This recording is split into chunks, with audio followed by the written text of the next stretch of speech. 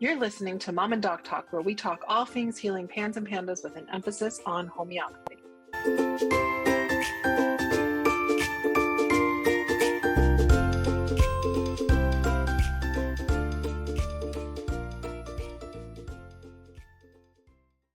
Hi, and welcome back to Mom and Doc Talk, Healing Pans and Pandas. We are going to talk today again just about homeopathy. So you get me and Jody, and we're going to talk about this part of the healing journey that really does need to be discussed, because our goal is to get kids with pans and pandas like not needing us anymore, right? I always say our job at Resilience Naturopathic is to work ourselves out of a job. We love the people that we work with, and we don't want to talk to you forever. Or we want to talk to you when you send us amazing updates about all the things that you're doing, and or ask for a referral for naturopathic medical school or something like that, right? But we don't want to have to be working with you forever. And so the second half of healing is an important thing to talk about. It's a concept that was brought up by Samuel Hahnemann. So this isn't something that I am making up. This is in the Organon of Medicine and in chronic diseases. It is something that I've taught about too to other homeopaths as well, that the second half of healing is this time. It's not always the exact second half, right, Jody? Like sometimes it like if it might take you 2 years to get to the second half of healing, and then a year to get through the second half of healing, or less time, or it's not exactly half. Like if it takes you 2 years to get there, it doesn't mean you got another 2 years necessarily. But the second half of healing is where you're basically um out of like the acute flare place, out of the danger zone, things that you might not even really be seeking a doctor's help for, were it not for the history of PANS. So this is like kind of like the cleanup place, right? So this is where we're dealing with things that might have been long-standing, that don't seem like they're PANS related, because when we're diagnosing from a conventional approach or a conventional way of looking at health and healing, they're not PANS related. They would not lead to a diagnosis of PANS or PANDAS.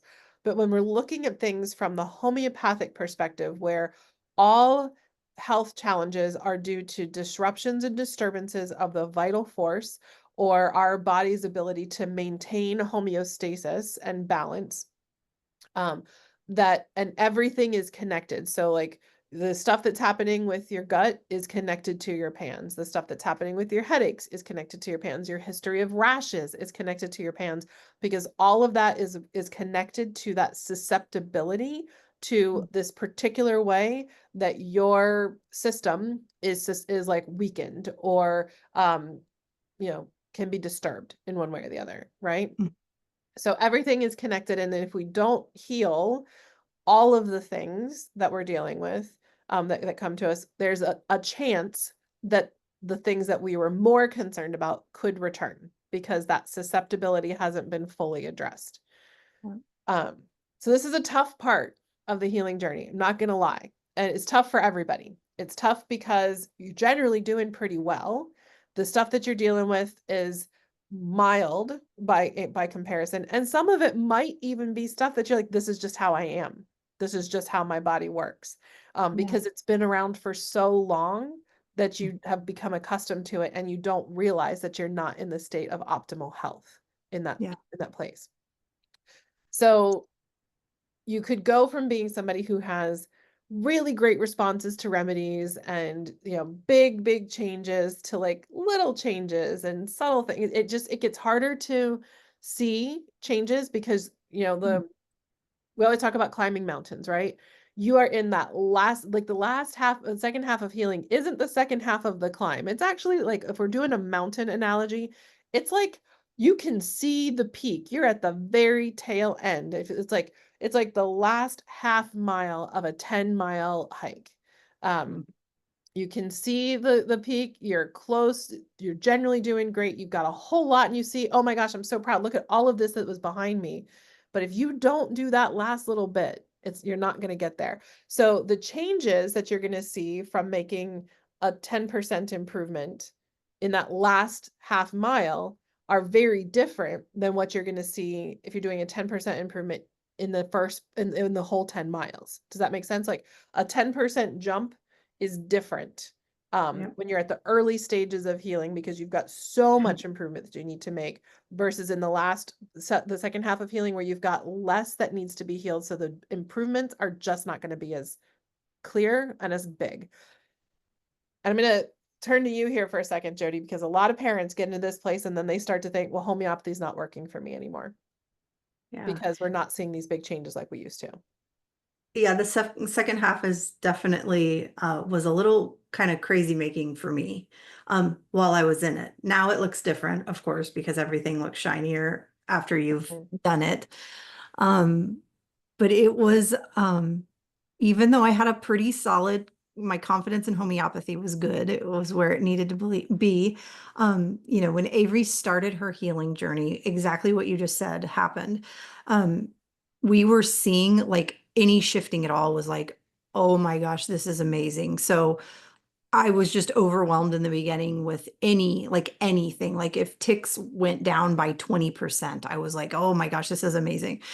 And then we got further in, and then we were starting to see larger chunks of improvement where things were going away, staying away for a little while. So in that first half or whatever it was, there was a lot of like things going on. I was still confused like we all are in the figuring out when I dose, when I don't dose, all of those things. I had you to lean on for all of that. But me seeing those really cool things, I didn't realize how helpful it was until we got to the second half. And all of that kind of slowed down because Avery was doing better. Mhm. Um, it's uh it's really easy to go back into questioning homeopathy. Mhm. And okay, we're gonna deal with these confidence issues forever. Maybe Avery just has low confidence and that's how she's going to be for the rest of her life. She's going to, I don't even remember at this point. It's all Mhm. been so long ago. Like I know there were some ticks going on. Well, maybe we're just going to have like these couple of lingering ticks forever. And in the absence of all of the improvement, I was struggling myself. And Mhm.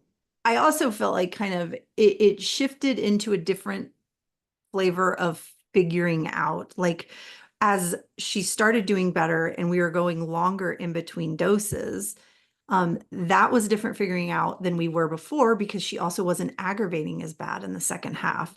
So everything kind of shifted and I felt like I was like, oh gosh, like we're right back in the middle of all of the figuring out. And it it creeps like Mhm. it just creeped and I felt like it was never ever going to end. And I feel like this is where I my heart breaks every time I see a any family regardless of any provider they see leave homeopathy and then just eventually it comes back and it's like oh, this is where like sticking with it through that end part where you're tying up the loose strings when you're allowing the body to continue to heal outside of the overwhelm that it was in during pans. That time is so incredibly valuable. And Mhm. I swore it was never going to end. I was so frustrated with everything, the journey with homeopathy, probably with you. Um, and what I didn't get at the time was that Avery's body just needed more time to be able to do this calmer and slower healing in order to completely take care of the or like do the final stages of changing her susceptibility. I don't whatever the words are, but it Yeah. was the end was so important. And I Yeah. feel like sometimes people step away out of frustration or just thinking that homeopathy doesn't work or whatever it is. And I'm like, oh my gosh, it was like you were so close. And yes, it was still hard, but their body just needs a little more. That's what you said. Like they were so close. You're so close. Mhm. And it's frustrating. And like you know me and my metaphors or analogies. I think it's analogy. I always use the wrong word. So it's probably Mhm. analogy. That it's like when you when you drop something that's like that breaks. So like you drop like let's say you drop something filled with sand and pebbles that breaks.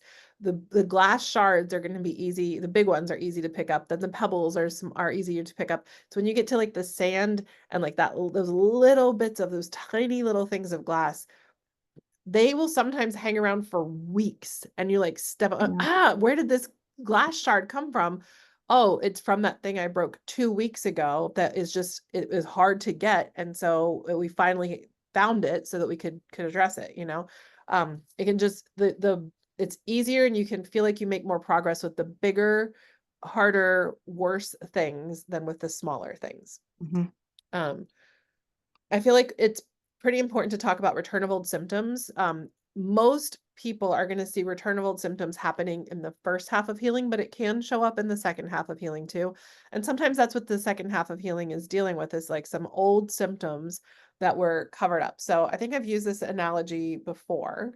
Um, but you know, as we're going through life, if we start to get sick, we have some susceptibility start to be shown, some untunement of our vital force, if you will, or weakening of our vital force, that we will take medications, and that's like, instead of vacuuming up the stuff that just spilled, that's throwing a rug over it. And so then dirt is still going to come around, so we get more dirt, and instead of vacuuming that up, we throw another rug with new medications, or the condition itself just progresses. And so these things that never were actually healed, never actually addressed appropriately, but covered up either from the progression of the condition or through medications that are not working on Mhm. that secondary healing response. They're just focusing on the primary action. So check out our last episode if you don't know what I'm talking about. So if they're not a healing modality, then we're just covering it up. So basically, every time we start to use healing modalities, we have to actually address the symptoms. We have to vacuum that top rug, but we can't just like throw it all everywhere. We create chaos, right? So we vacuum the top rug, then we peel that rug back, and then we vacuum the next layer before we take that one back.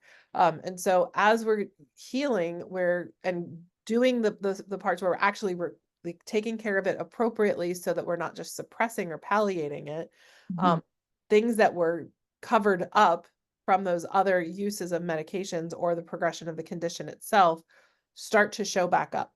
And so you might be frustrated that in the second half of healing, it's probably more so in the first half that you're going to be seeing this, but you might be having some stuff like eczema that your kid had as a baby that has just become really sticky again, and that you're working through, because we're actually trying to address the overall totality of the susceptibility. There could be things like constipation that you're trying to address, or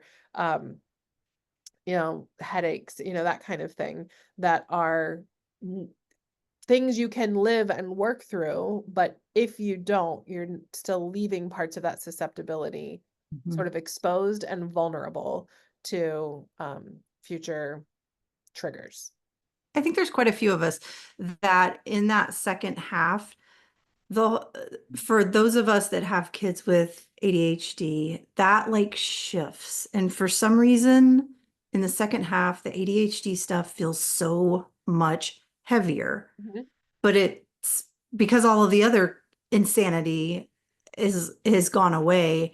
And I think the ADHD part is a struggle for a lot of us because it really does feel like it's going to be there forever. Yeah.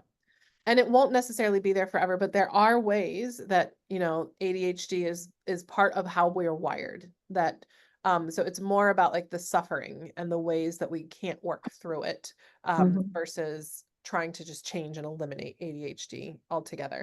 Yeah. Um, but yeah, like you bring up a good point, that sometimes the things that are underlying in the second half of healing require shifts in how you manage things, which requires almost like going back to the beginning, because the way that you've learned to manage your kid to help recover and get out of the pan space isn't working anymore, and we have to adjust for a different um just a different stage of healing, where things are probably going to be slower and a little bit more like less reactive and less dramatic, which is both comforting because you don't have like the crazy ups and downs that come with pans, and like the scary ups and downs that come with pans, but you don't have like the huge highs of like the victory of like, oh my gosh, look at this relief that I got, because we're chipping away. My friend always said that with like mental and behavioral symptoms, we're blowing away a cloud, and with physical symptoms and other more ingrained symptoms or more long-lasting things, we're like blowing away a sand dune. And it just, the way that we would blow away a cloud is a lot different than the way we blow away a sand dune. And some of it is that, the same effort can do both. It just takes more time Yeah. with one. Um, so hang in there. If you are in the second half of healing, homeopathy is not no longer working for you. It's just in a different stage, and your expectations for it have to shift a little bit. And this is a really important conversation to have with your homeopath about what stage of healing you might be in, and if you need to make some adjustments and things. And this could mean that you also need to go back and relearn how to observe, because you're going to need to lean on different things to help guide remedy selection. Because if you're used to really just looking at behavioral things, you might need to shift that a little bit. So we'll put a link in the show notes to our How to Be a Better Observer page, our series on our YouTube channel. That I think will be really helpful for anybody who might feel like they're a little bit stuck in that second half of healing. That's a really good thing to go and lean on, especially if you're like, well, all I've got left is this skin stuff. I don't even know it's just a rash. What do I report? That will help give you a really good resource of like the types of things that we're looking for to help. Yeah. I think two little closing thoughts specifically for parents or caregivers. Like my whole goal in all of this is to say this is normal. This is what I experience. This is what all of us experience. The things that you're going through in the second half is exactly what we all went through. It's normal, completely normal. And then number two, more importantly, is if you're in the second half of healing with your child and you are struggling, that's the universe yelling at you that you need to do homeopathy yourself. I really, really, really wish I would have been doing homeopathy when Avery was in the second half of healing, because my body was still getting sucked into this tornado that was happening a long time ago when she was having really bad symptoms. Like anytime any little thing would happen, my body would go into like hyper mode. It's all coming back. This is going to be an awful like rage episode. And all it was just her getting angry. But my body was still doing the old stuff. Yeah. So if you're not doing homeopathy, it helps so much with this stuff. Yeah. And that's an important thing to recognize too, is that especially when you're dealing with something like recovery from PANS and PANDAS, or other mental health conditions too, for that matter, that we can get so zoomed in on things that are normal, like a normal response to a circumstance or to an environment or whatever. And it feels like such a threat to us that we fail to see that this isn't actually a symptom. This is just something that happened, and then they moved through and came and are fine. Because we're not looking for perfection, we're looking for resilience, right? We're looking for the ability to have something happen, the normal ups and downs of life, and bounce back from it with little to no intervention from on our parts, right? And so it doesn't mean we're never going to have an angry kid. It means, it doesn't mean we're never going to have any illness or anything like that. We're not going to be perfect. We're going to have things that affect us. It's just how we then respond to those things. So sometimes we can get lost in that second half of healing, focusing on things that are normal, but that feel scary because of the history, that aren't really indicators for what we need to be looking at to finish the process. Yeah, that's like a whole nother episode right there. Like you need homeopathy to be able to shift into that, like out of that space where you think homeopathy is supposed to fix everything. I could talk about that for like an hour. We won't do that today though. All right, so we'll leave that for there today. So as always, if you have any questions, we would love to hear from you, especially for these things where our goal with these episodes is to try and help you have the best outcomes possible. If you're using homeopathy for your healing journey, and to just understand the process, because sometimes the most challenges that we have with healing with homeopathy is our own thoughts and our own expectations that can interfere with something that is working the way that it needs to. And the reality is, like, as I said at the beginning, it's hard for you, it's hard for your providers, because we all have to make this adjustment. It's a hard shift to be like, but Mhm. you always responded this way. Can't we get better? And we all have to be willing to have a little bit of patience and trust. Um, with the patience with the process, trust with the process, trust in the body, and what it's able to do, and not try to force things that are going okay, that are going okay. Yeah. But also know that the second half of healing is really lovely too. We've talked not so kindly about it, but it's also so amazing. In the second half of healing, you're basically living life like, any other family Mhm. that, might have a kid who occasionally has constipation or, whatever. So like um, yeah, there is an awful lot of really good things in the second half of healing, and that it exists in the same space of sometimes feeling frustrated. And I just hate to see families go backwards because they give up at the 26-mile marker and don't go the Mhm. last 0.2 miles. Our goal here is to help you get the last 0.2 miles of that marathon run, and so you can be done and have confidence and faith in the place that you've reached. So, all right, we'll wrap for today. Take care, everybody. We'll see you again next week. We hope you found this episode helpful, hopeful, and inspiring. We try to get a new episode out every week. You can make sure you don't miss any by following us on Spotify or subscribing to our channel on YouTube. If you want to connect with us more, join our Facebook group, Homeopathy for Pans and Pandas, where we have exclusive weekly videos and answer your questions about, you guessed it, homeopathy for pans and pandas throughout the week. If you are already a member, give us a shout out and let us know what you thought about this episode.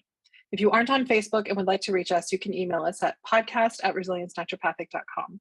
Until next time, take care and remember, this won't be forever.